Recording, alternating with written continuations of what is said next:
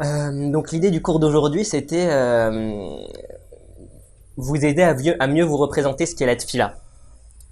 Euh, le, le, un des phénomènes, on va dire, de l'exil pour les juifs, c'est que on perd souvent même le lien avec nos propres notions, ne serait-ce que parce qu'on vit dans des environnements, dans le cadre de l'exil, où il y a des pratiques différentes qui du coup influencent les nôtres, ou parce qu'il y a des vocabulaires différents. Typiquement, la tfila est traduite de façon erronée par le mot prière. Et ça fait qu'on perd un peu ce lien et ces représentations, disons, originelles. Et d'ailleurs, le sens premier en hébreu du chet, de la faute, c'est pas la notion un petit peu qu'on peut avoir d'erreur pour laquelle on va être condamné. Le sens premier, c'est vraiment un décalage entre notre volonté, ce que l'on veut faire profondément, et ce que l'on fait en réalité. Et ce qui cause souvent ça, c'est de mauvaises représentations. Typiquement pour la tfila, comme on se représente pas bien ce que c'est dur en fait de bien prier parce qu'on n'arrive pas à se représenter ce qu'est la tfila. Et donc le mal naît souvent de ces mauvaises représentations. Euh, un des travaux les plus importants, c'est de chercher à les corriger en revenant vraiment aux sources de ce que veulent dire les mots. Donc vous avez compris, je fais déjà un distinguo entre tfila et prière. Vous allez vite comprendre pourquoi. Si on prend le mot prière, donc je me suis référé à une référence des dictionnaires latins, le grand Gaffio. Le mot prière vient du mot latin précor, qui signifie prier, mais également supplier. Préces veut dire prière, mais également supplication. Et ce qui est intéressant, c'est que le même mot a donné à la fois prière et précarité. Donc en fait, on est vraiment dans un monde romain, latin, où les dieux sont tout puissants, les hommes ne sont rien, les dieux ont des humeurs changeantes. Il y a une représentation un peu anthropomorphique du dieu qui change, il faut apaiser sa colère. Dans les traductions anglaises de ce mot, on va même trouver to beg, mendier. Donc il y a vraiment l'idée de supplier, de mendier. Et ce qui est intéressant dans le fait que le même mot a donné prier et précaire, c'est qu'on se rend bien compte que dans cette représentation de Dieu et de l'homme, il y a l'idée que l'homme en fait est vulnérable et que comme il est vulnérable, il doit mander auprès des dieux pour obtenir des choses, pour apaiser leur colère. C'est vraiment l'idée en fait qu'il y a derrière le mot prière quand on regarde l'étymologie et qui n'a rien à voir avec la notion juive de la tfila. Parce que dans la notion juive de la tfila, on ne cherche pas le but de la tfila n'est pas que l'homme réalise qu'il est vulnérable et qu'il n'est rien. À la limite, on peut avoir une première étape où l'homme se débarrasse de son ego, réalise ce qui n'est pas important dans sa vie pour faire place au vrai moi qui émerge et qui lui, pour le coup, se tient droit. Mais il y a vraiment cette idée dans la prière que le face-à-face avec Dieu, qui est la prière, nous renforce et non pas nous rend vulnérables. Alors il y a beaucoup de versets dans tout le Tanakh, dans toute la Bible qui évoquent cet aspect-là. J'en ai ramené un par exemple. Donc au psaume 84:6, Ashrei Adam oz lovach, mesilot bilvavam. Heureux l'homme qui trouve sa force en toi, les voies qui mènent à toi, sous-entendu, sont dans son cœur. Donc Oz, c'est vraiment la force. Alors, quand je vous dis que la traduction est une trahison, quand on regarde les traductions, elles sont souvent approximatives, voire erronées, donc la compréhension de l'hébreu est vraiment essentielle.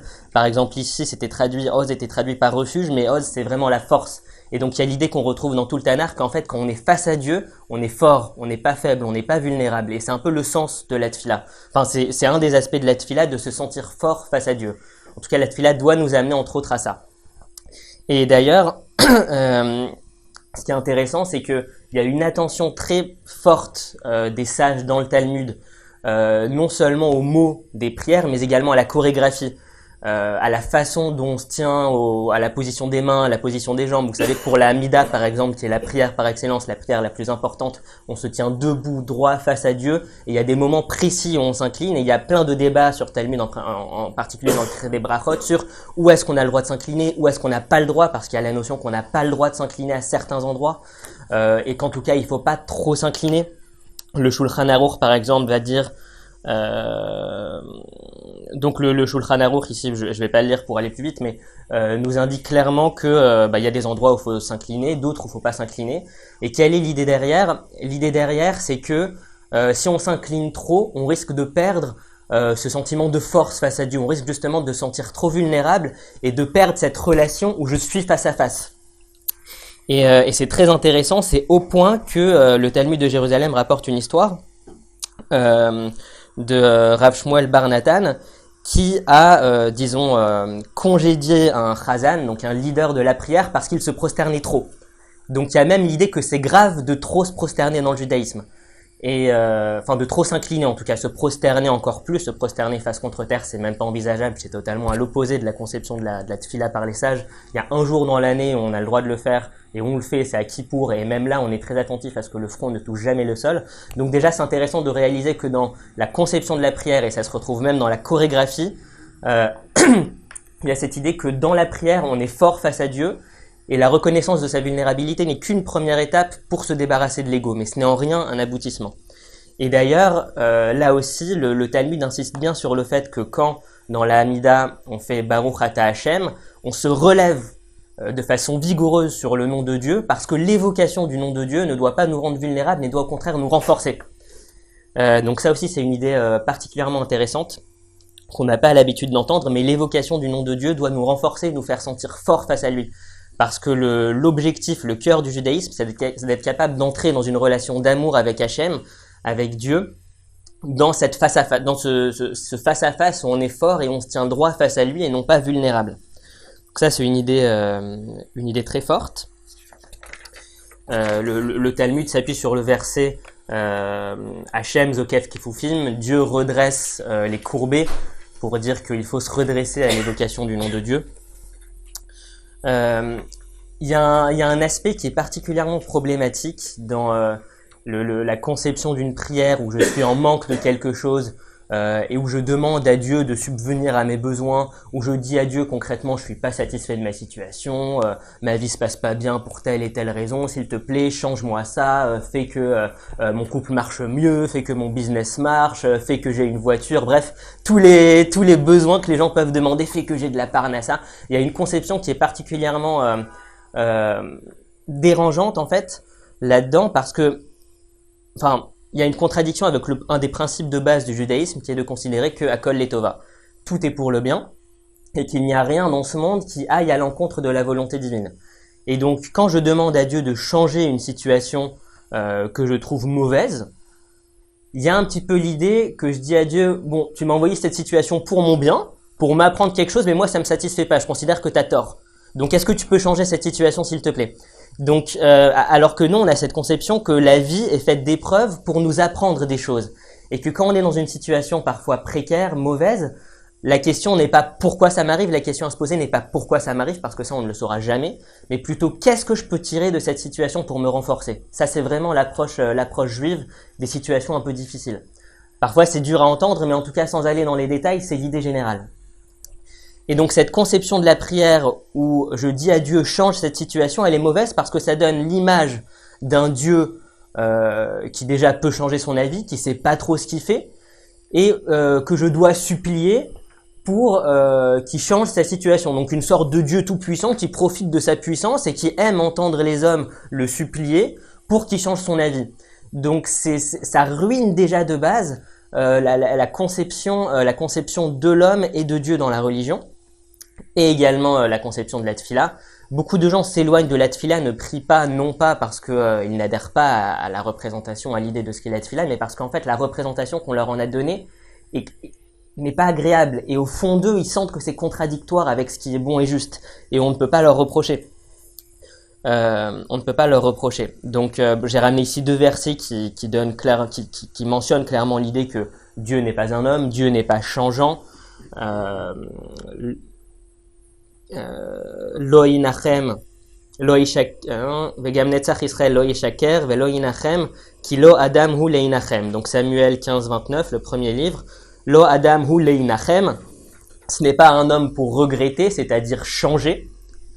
Donc il y a un problème à avoir cette vision de la prière où on cherche à changer la vie de Dieu sur une situation qui ne nous satisfait pas. Donc ça c'est une mauvaise conception. Je vais passer la première partie en fait de ce cours à passer en revue toutes les mauvaises représentations qu'on peut se faire de la tfila pour ensuite rebâtir sur des bases saines. Et il y a également Malachi qui dit Ki ani Hashem lo shaniti, car moi Dieu je n'ai pas changé, je ne change pas. Parce qu'on se rend compte que dans la conception qu'on peut avoir de la prière, il y a derrière toujours une conception de l'homme et de Dieu qui est associée. qui peut être négative ou positive suivant la conception qu'on a de la prière. Donc c'est fondamental. Il y a un autre donc les défauts classiques dans l'approche de la prière. Donc c'est l'impression que la prière en fait est là pour me faire sentir vulnérable, l'impression que la prière est là pour que je puisse mendier des choses et obtenir des choses auprès d'un Dieu changeant qui va répondre à cette prière parce qu'il se réjouit d'une certaine façon d'entendre les hommes reconnaître leur vulnérabilité face à lui. Il y a l'erreur également de se dire au contraire, ma situation est bonne, donc je veux calmer la colère divine, je demande à ce que ma situation ne change pas. On peut avoir tous ces réflexes négatifs de la prière qui sont à l'opposé de ce qu'est la tfila, à proprement parler, qui n'est pas la prière. Il y a un autre défaut encore plus répandu, je pense, c'est de considérer que la tfila est simplement une obligation que je remplis, donc je me dépêche de la faire à toute vitesse de façon mécanique sans comprendre ce que je dis. Il y a une notion également de comprendre ce que je dis qui est très importante. Et là aussi on se rend vite compte que ça n'a pas vraiment de sens.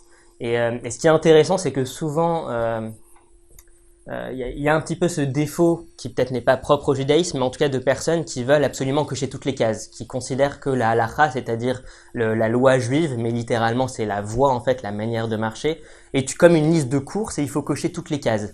Il y a un petit peu ces fanatiques du Shulchan Aruch qui veulent changer toutes les cases, mais souvent les fanatiques ne comprennent pas ce dont ils sont fanatiques.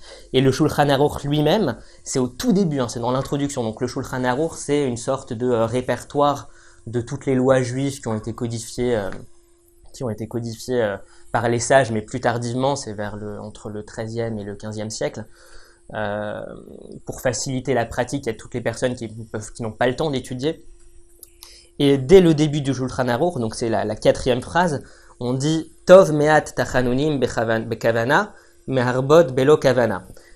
Il est bon, alors là vous voyez l'anglais traduit par supplication, mais c'est pas supplication réellement, mais mieux vaut faire peu de prières avec kavana, donc avec intention, que beaucoup sans intention. Concrètement, mieux vaut faire un modéani, on se concentre vraiment le matin, chacun doit aller à son rythme en fait. Mieux vaut faire un modéani sur lequel on se concentre vraiment sur ce que ça veut dire, que de chercher à faire toute la prière avec la Hamida sans rien comprendre. Et ça, c'est un principe du Shulchan Aruch qui est évoqué dès le début, mais on le retrouve aussi dans le Talmud. Dans le Talmud, alors je l'ai pas mentionné ici, mais dans la Gemara Sota, qui est un des traités du Talmud, si vous allez à la page 22b de mémoire, on liste les 7 catégories de pseudo-justes, de faux justes en fait, de personnes qui vont essayer de se donner l'apparence d'un juste mais qui ne le sont pas du tout. Et le Talmud est très dur avec eux, et parmi ces faux justes, il y a ceux qui vont agir par crainte de la punition, par amour de la récompense, par ostentation pour montrer que je pratique. Et à la fin, il y a un profil qui est assez étonnant, sur lequel le Talmud s'attarde un peu plus. C'est celui qui dit dites-moi quel mitzvot je dois faire et je les ferai. Et le Talmud s'étonne, il s'interroge, il dit mais n'est-ce pas un comportement louable de vouloir réaliser les mitzvot? Et non, et là les sages répondent celui qui a cette approche de vouloir faire les mitzvot, toutes les mitzvot, et qui demande les mitzvot pour en faire un maximum, en fait, il est dans une forme d'idolâtrie parce qu'il ne cherche pas à bien faire la mitzvah, il cherche simplement à remplir sa liste de courses. Et il va être dans une forme de frénésie qui l'empêche de faire les choses bien. Donc il y a vraiment cette idée que dans la Torah, qu'il faut avoir une approche qualitative des choses et pas quantitative. Le plus important étant de chercher à progresser chaque jour, mais à son niveau, pas de façon d'une façon qu'on ne pourrait pas absorber. Ça, c'est un principe très important à comprendre. Il y a énormément de lois, de choses qu'on peut respecter dans le judaïsme, mais il ne faut pas le prendre comme quelque chose de décourageant parce qu'on ne peut jamais tout pratiquer, mais au contraire comme la perspective d'un horizon infini de progrès. On peut toujours progresser, c'est comme ça qu'il faut le prendre. Et j'aurais pas le temps de développer ça, mais dès le début du récit de la Genèse, il y a ce principe que le bonheur, d'une certaine manière, est dans le chemin et pas dans la réalisation des objectifs. Ça se voit parce que quand Dieu demande à la terre de faire pousser des arbres, littéralement dans le texte, Dieu demande à la terre, tu feras pousser des arbres fruits portant des fruits. Mais lorsque la terre fait pousser en effet ces arbres, plusieurs versets après, il est écrit dans le texte, la terre fait pousser des arbres portant des fruits. Il n'y a plus cette notion d'arbre-fruit. Et qu'est-ce que ça veut dire? C'est le commentaire de Rashi. Rashi dit que la terre ici a péché. Il n'y a pas que Adam et Ève et le serpent qui ont péché, il y a aussi la terre, c'est moins connu. parce qu'elle n'a pas écouté Dieu. Et qu'est-ce que ça symbolise? Ça symbolise que notre erreur sur Terre, c'est de penser que seulement le fruit, l'objectif est comestible. Alors que ce que Dieu a demandé, c'est qu'on mange déjà l'arbre, que l'arbre à la base soit comestible. Donc qu'on apprécie le chemin sans attendre d'apprécier les objectifs qu'on s'est fixés. Donc c'est un principe qui apparaît dès la création du monde en fait. Cette idée de vivre l'instant présent.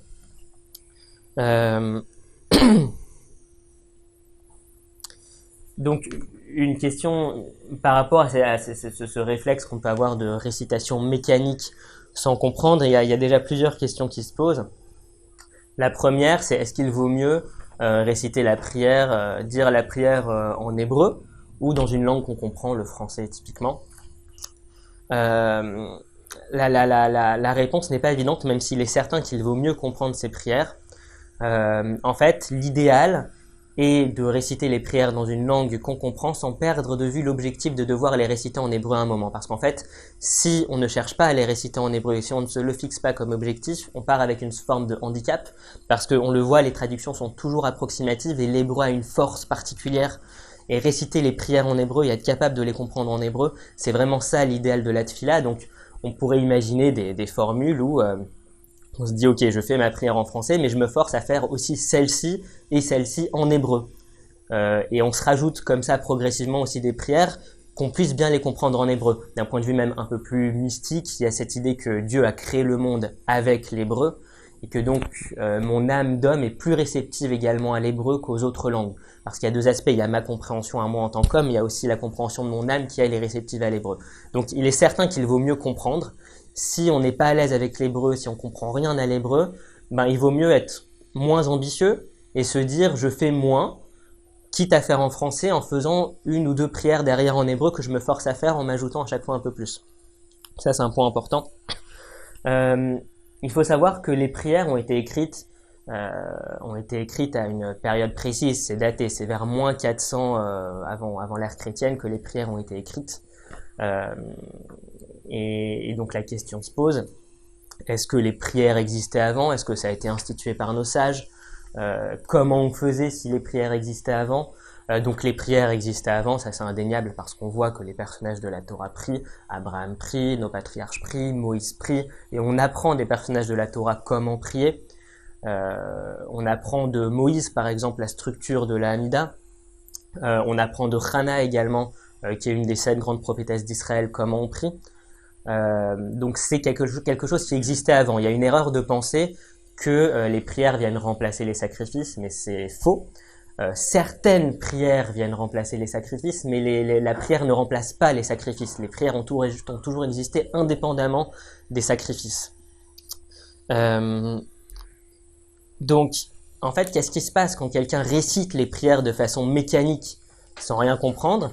C'est un peu comme si, à chaque fois qu'il y a eu des mises par écrit dans l'histoire du peuple juif, de tout ce qui se transmettait oralement, c'était à des moments critiques où il y a eu une peur légitime de déperdition et où il fallait que la transmission se fasse. Ça a été le cas pour les prières, ça a été le cas pour la rédaction du Talmud, du Midrash, et tout au long de l'histoire juive.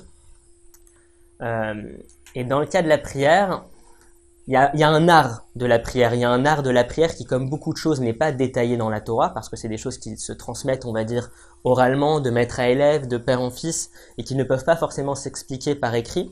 Et la Torah, comme pour beaucoup de choses, ne serait-ce que pour les tefilines, les mezuzot, etc., vont juste dire le principe, mais ne vont pas dire vraiment comment les faire. Et pourtant, on sait comment les faire, et ça se transmet. Il peut y avoir quelques variantes, mais elles sont mineures. Donc c'est bien qu'il y a un art en fait qui se transmet par-delà l'écrit. Et c'était le cas de la prière. Il y a un art de la prière qui se transmet. Donc ce que les sages ont fait à un moment, c'était pas que les sages, c'était également des prophètes.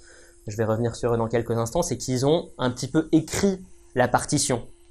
La partition pour que les gens puissent continuer à pratiquer cet art. Mais la personne qui lit mécaniquement sans vivre quelque chose, sans se sentir transformé, c'est comme un musicien qui viendrait à un concert et qui lirait simplement les notes de sa partition do, ré, mi, fa, sol, la, si, do de façon frénétique et qui penserait que il est fort parce qu'il les lit hyper vite. C'est aussi ridicule que ça en fait, de chercher à lire sa prière de façon mécanique sans ressentir quelque chose. C'est se contenter de lire la partition sans jouer la musique. Et c'est ce que font malheureusement la plupart des gens aujourd'hui. Donc cette idée que la prière a été écrite à un moment, ça ne veut pas dire qu'elle n'existait pas avant, ça veut dire qu'elle existait mais il y avait un art qui se transmettait. Simplement de peur que ça se perde, les sages et les prophètes ont écrit une partition pour qu'on puisse continuer à jouer la musique. Mais ce qui se passe, c'est que trop de gens lisent la partition sans jouer la musique. Donc c'est ce que je vais essayer de vous faire sentir, c'est quelle devait être cette musique, quel était cet art en fait, qui s'est perdu de la tfila. Donc qui sont les gens qui ont rédigé la prière? C'est ce qu'on appelle la Knesset Hagedola, la grande assemblée, vers justement cette époque de moins 400, moins 500, l'époque de la reconstruction du second temple,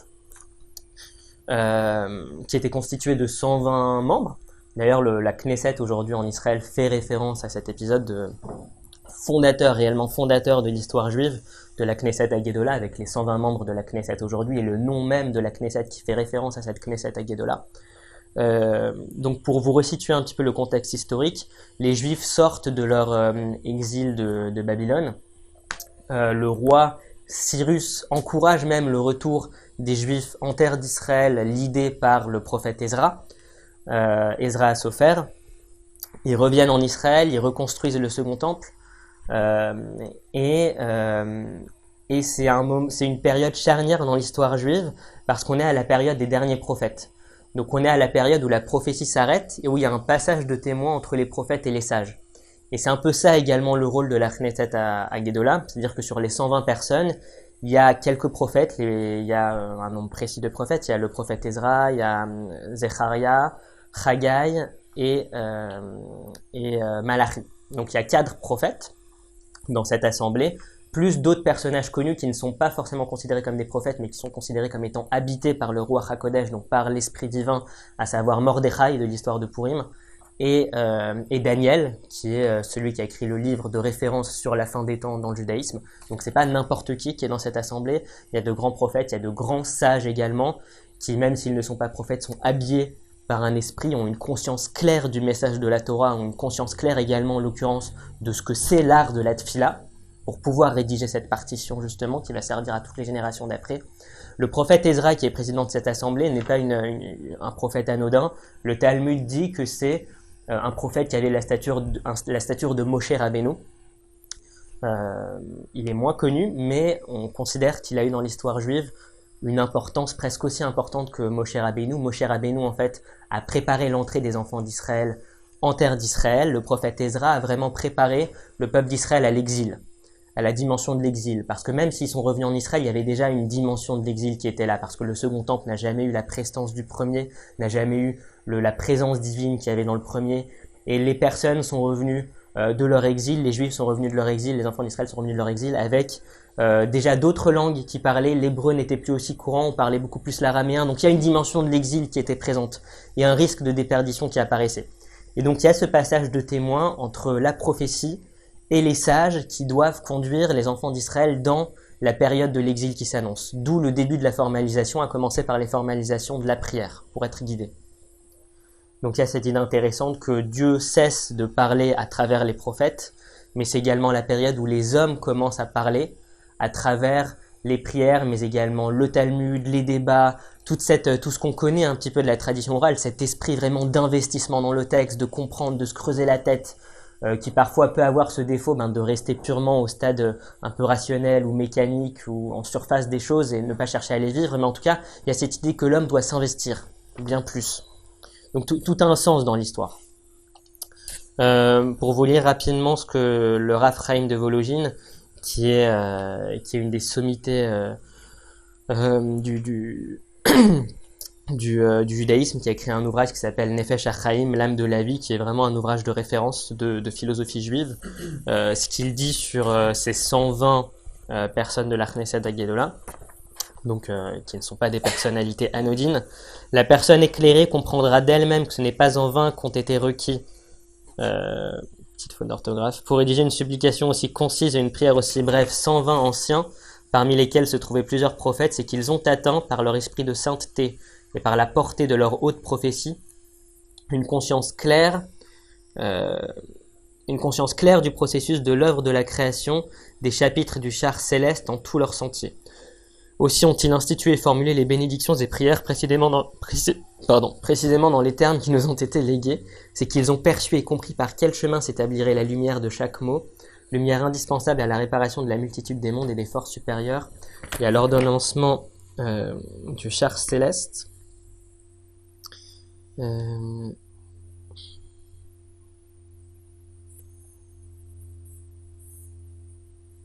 Et la dernière phrase en hébreu n'est pas traduite, mais Vechema Amram Zichronam Lebracha Avoda Tzorer Gevoa. La Avoda, c'est la prière et d'une nécessité haute. Vezeu Inyan Me Amram Zichronam Lebracha Shakadosh Baruch Hu Mit Avel et Tfilatam Shel Tzadikim. Et c'est un sujet dont les sages avaient conscience, que le Saint béni soit-il prend plaisir dans les prières des sages. Donc là, il y a deux idées intéressantes que je vais développer un peu plus tard. L'idée que la prière est une grande nécessité, pas uniquement pour les hommes, mais pour Dieu, et que Dieu prend plaisir dans les prières des sages. Il y a une idée un peu étonnante que je vais développer un peu plus tard. Donc les textes suivants, je vais pas m'y attarder, mais c'est juste un passage d'Isaïe connu, où Isaïe dit en gros aux enfants d'Israël, c'est Dieu qui parle à travers Isaïe, je ne veux plus de vos sacrifices parce que vous ne mettez pas l'intention dans vos sacrifices, ce sont des actes vains, vous faites semblant, donc je ne veux plus de ces sacrifices. Et on a tendance dans la prière à reproduire le même défaut en fait. D'autres textes également. Ah oui, donc d'où est-ce qu'on apprend en fait dans la Torah qu'il faut prier?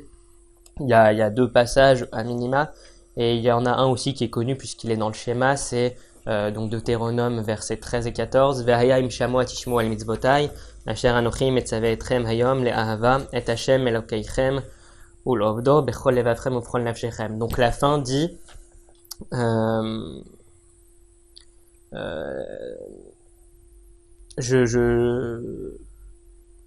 fait, je vous commande avec amour de servir Hachem votre Dieu de tous vos cœurs et de tout votre nefesh, de toute votre énergie, on va dire. Et le Talmud dit qu'est-ce que ça veut dire le servir de tout votre cœur. Donc il y a plusieurs explications à qu'est-ce que c'est de tous vos cœurs, parce qu'il y a cette subtilité, pourquoi le cœur est au pluriel, mais c'est un autre sujet. Et une des raisons, c'est de dire